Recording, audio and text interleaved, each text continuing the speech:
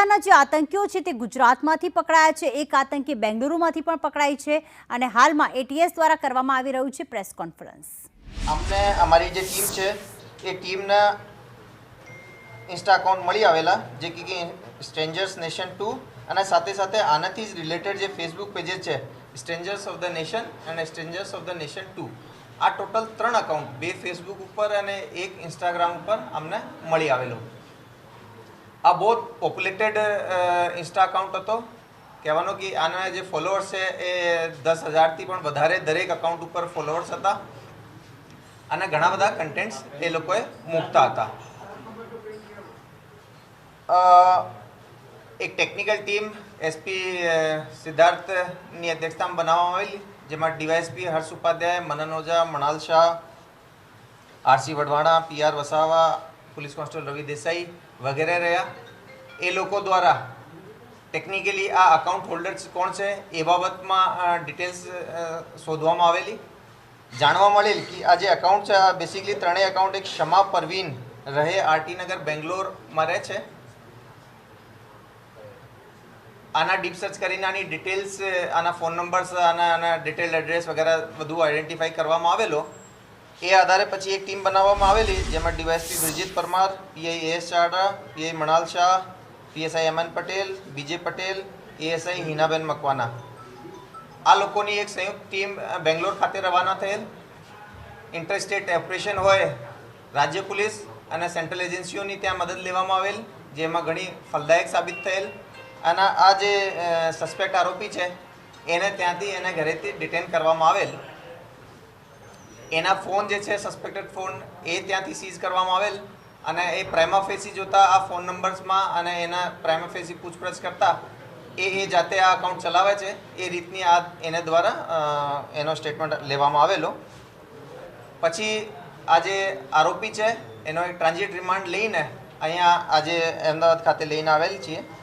આનો જે Insta account છે એના આગળ ચેક કરીએ તો અગેન એમાં Al Qaeda Indian subcontinental leader Maulana Asim ઉમરના જે જેહાદી ભાષણો છે, જેમાં એ ગજવાએ હિન્દ ડિક્લેર કરવાનો, હથિયારબંધ વિપ્લવ કરવાનો, ધાર્મિક આધારે હિંસા ફેલાવવાના, એન્ટી નેશનલ એક્ટિવિટી કરવાનો, આ બધા રિલેટેડ કન્ટેન્ટ આના દ્વારા મૂકવામાં આવેલ છે.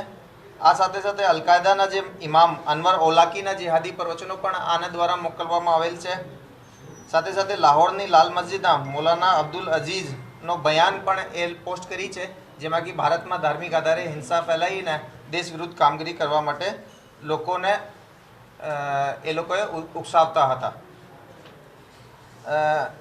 હાલ અમે એ લેડીને આજે અહીંયા લઈને આવ્યા છીએ. હવે હાલમાં એને કોર્ટમાં પ્રોડ્યુસ કરીને અમે આગળની કાર્યવાહી કરીશું.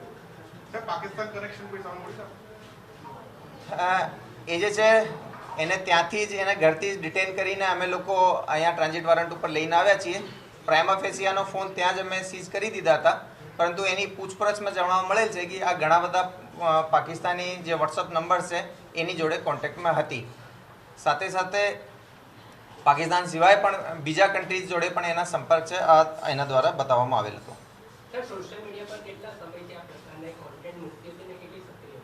જો અમે એના રિસેન્ટ જે કન્ટેન્ટ છે એ કન્ટેન્ટ આધારે આપણે કહીએ છીએ કે આ રીતના સસ્પેક્ટેડ કન્ટેન્ટ છે. આજે જ અમે એને લઈને આવ્યા છીએ. એની પ્રોફાઇલ કેટલી જૂની છે એ અમે થોડો આનો ડિટેલ અભ્યાસ કરીને આપણે કહીશું અને આ પ્રોફાઇલ્સમાં ક્યારથી એ લોકોએ રેડિકલ કન્ટેન્ટ અને અલકાયદા રિલેટેડ કન્ટેન્ટ મૂકવા માંડ્યા છે એ પણ અમે આપણે ડ્યુરિંગ ઇન્વેસ્ટિગેશન જણાવીશું. જો આપણે યુએપીએ જે એક્ટ છે એમાં વિભિન્ન જે સેક્શન્સ છે એમાં કોઈ પણ ઓર્ગેનાઇઝેશન હોય એના ટેરરિસ્ટ ઓર્ગેનાઇઝેશન તરીકે ડિક્લેર કરવાની એક પ્રક્રિયા છે.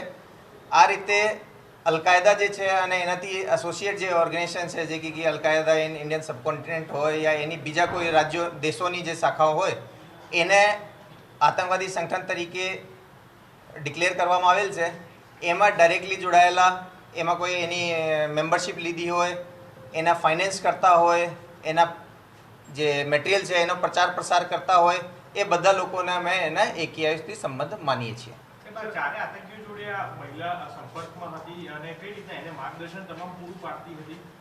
જો હાલ સુધીની અમારી તપાસમાં એ જે ફેક જે હતો, જે કે અમે દિલ્હીથી લઈને આવ્યા હતા, એ આને બહુ વધારે એક્ટિવ કોન્ટેક્ટમાં હતો આગળનો જે ગ્રુપ હતો એ ફેક ચલાવતો હતો અને ફેક સિવાય પણ થઈ શકે કે આ મહિલાએ બીજા ઘણા બધા લોકોના કોન્ટેક્ટમાં હોય તો અમે એની પણ તપાસ કરીશું.